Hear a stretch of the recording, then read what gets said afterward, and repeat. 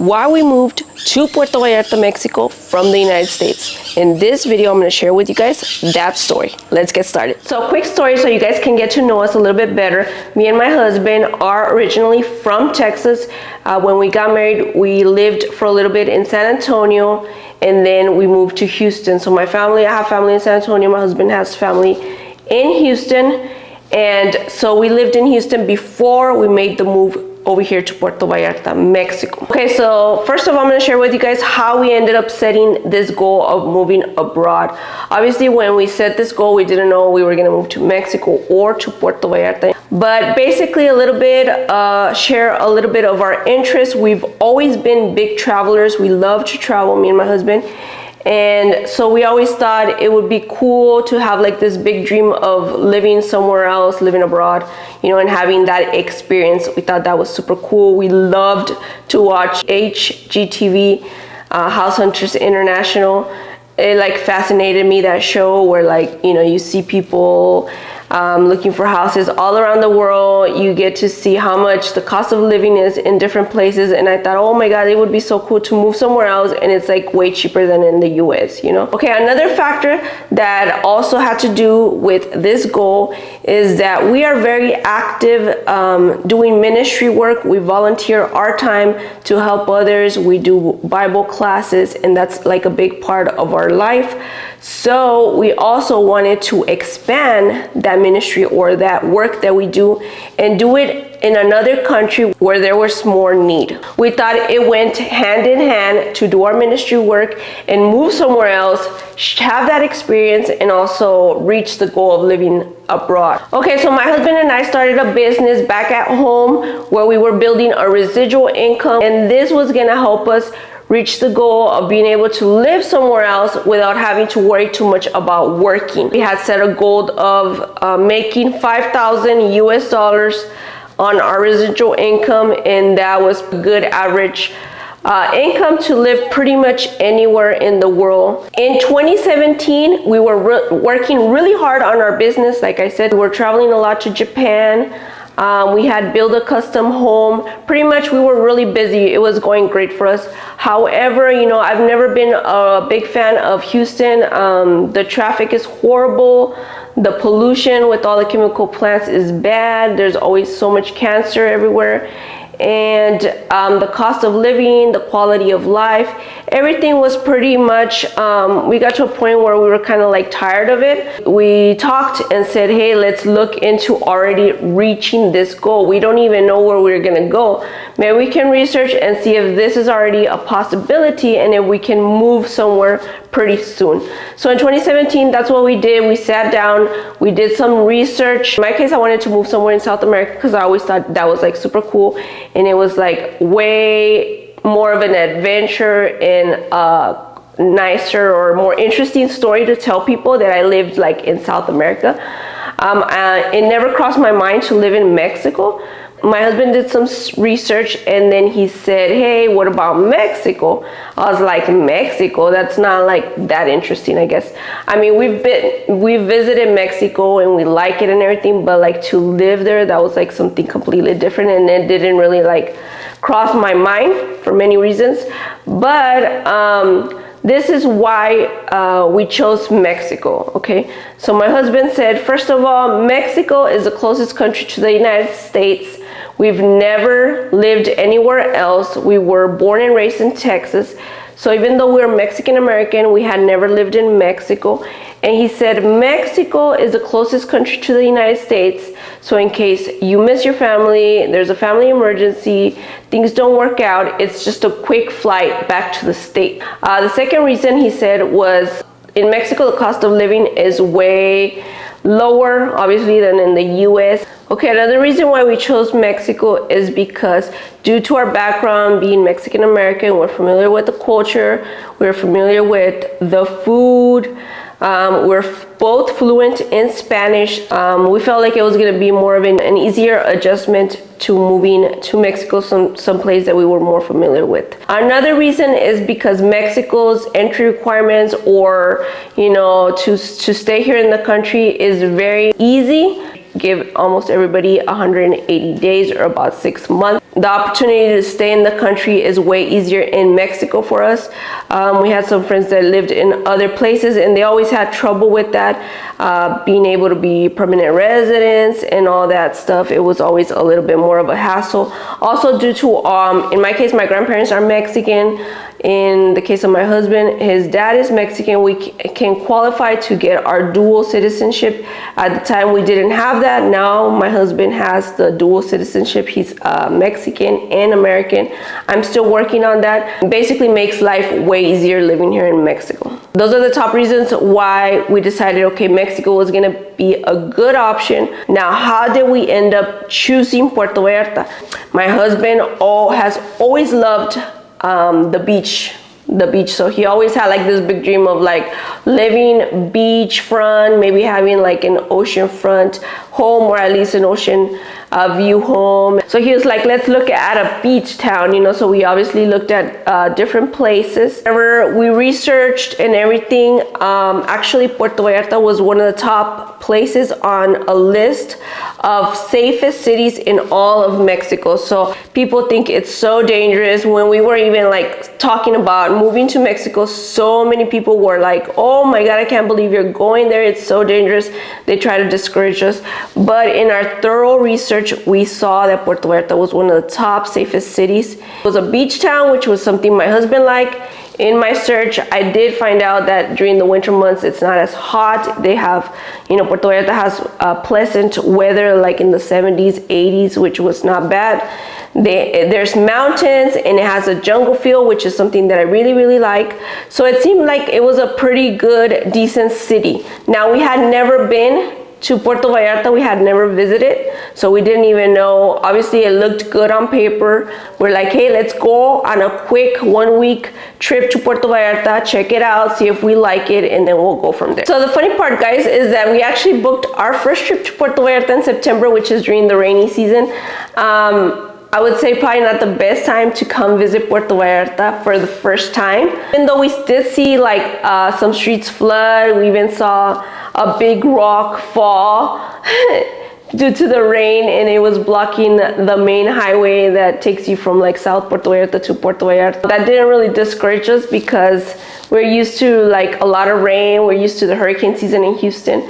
And other than that, we went all over south of Puerto Vallarta, all the way to Yelapa. We went on the other side towards Sayulita area and everything to see what we like. We did a lot of tourist stuff. We really enjoyed the town. I was so surprised with how friendly the people were. The customer service was excellent. I enjoyed the scenery. I loved how the mountains looked and everything. The ocean was really nice. So we did a search about our ministry work to see if there was need here, and we found out that yes, that we could do more of our work here and volunteer service. So that made us real happy. Now, when we were here, we're like, hey, let's just like research real quick a house, you know, or like houses to see how much they're going for, you know, to see, you know, if it would even be in our budget, like what we're thinking about. Like I said, my husband was like, oh, I want like a big house with ocean view for like, I think he said $2,000, $2,500 a month. If we can find something like that or less, that would be awesome. So he did a little search and he actually found a house on Craigslist out of all the places that you can find. And it was funny because I was like, okay, we'll see if this is not a scam. We went with a realtor. He took us, and I liked the area. It was south of Puerto Vallarta. And then where the actual house was, it was like in a gated community, which I really liked, felt very secure. It was crazy because there's only like 5 houses in that neighborhood. And then one of the houses was the one we were looking at, okay? It was listed for $2,000 US, and it was huge. It was like a 5-bedroom, 6.5 bath. And it had ocean views. So whenever we got there, it was crazy because since it was in the rainy season, the driveway, it was like a super steep driveway to go up to the house. And then we were in the realtor's car, and his car was sliding down, and it was like scary, but then at the same time, it was like thrilling, you know, I don't know. It was like, oh my, this is like super cool. We don't get to experience this in Texas because there's no hills, there's nothing. So when we got there and we entered, immediately you can tell it had been a house that has been abandoned for a long time. Nobody's lived there for a very, very long time. It smelled like mold, it smelled like humidity. A lot of the windows were cracked, and then since it was a rainy season, it was a 3-story house. You'd go up the stairs, and then throughout the stairs the water was like kind of running down from like big windows it has on the staircase. I don't know, it was like hilarious. Like all the bad things you can imagine were at that house. And then the house was fully furnished, okay, but like the furniture was obviously like wet and humid from like being closed in all the time, and it had like this weird yellowish color. It was just like horrible. But like the funny part is like all I could see was that every single corner in that house, every single room in the house had an ocean view, $1 million view. Like I always remember whenever they would show that on the House Hunters International, or you know, just House Hunters show, they would see something, they're like, oh my god, this house has like $1 million view. That's the first thing that me and my husband said, that this house has $1 million view. So I mean, I thought it was a steal for 2000 US, but it did need a lot of work. To share with you guys something quickly, and this would probably be another video, but here in Mexico, most places that you rent, the landlord will not do a lot of the work if something needs to be fixed, especially if you're getting a really good deal. Usually like the nicer condos, like the super expensive nice buildings, they'll probably fix things for you, but don't expect too much like back in the States, where like the landlord will like fix this, fix that if like things need to be repaired. Here in Mexico it's a little bit different. It's not like that. It's kind of like you're on your own and you fix it, you know. We came to realize that we were probably gonna have to fix this, and how much was it even gonna cost, right? So my husband's real good. He always has a business eye to everything. He sees how something can be turned into a business or how he can make money out of it, okay? So instead of thinking like this is a house where we're gonna live, which to me I thought it was like way too big for me. Anyways, he was like, this house, if I fix it, it could be an awesome property to have listed on Airbnb or VRBO, one of those vacation rental places, and it could be an extra way of income for us while we live here in Mexico. So that sounded good to me. We went back to our hotel. He did some numbers, he did some research. We got all that information, we prayed about it, and we said we'll decide what happens. You know, the next day, he obviously needed to talk to the owners and see what kind of, you know, deal we can form, because this house needs like a lot of repair, you know, and obviously we needed to have like some sort of good deal for us to even consider it. So pretty much to wrap this story, he went and talked to the owner. He agreed, so that went through. After talking with the owner, it went through. So we had a house, which was crazy that it was like a big house with an ocean view and everything.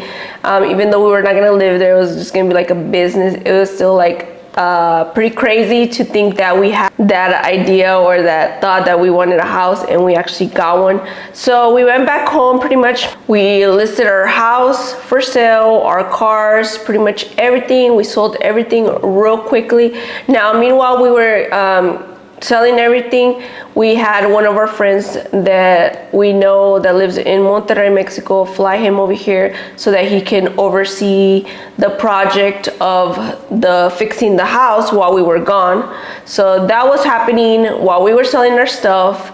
And then like at the beginning of 2018, that's whenever we moved over here to Puerto Vallarta.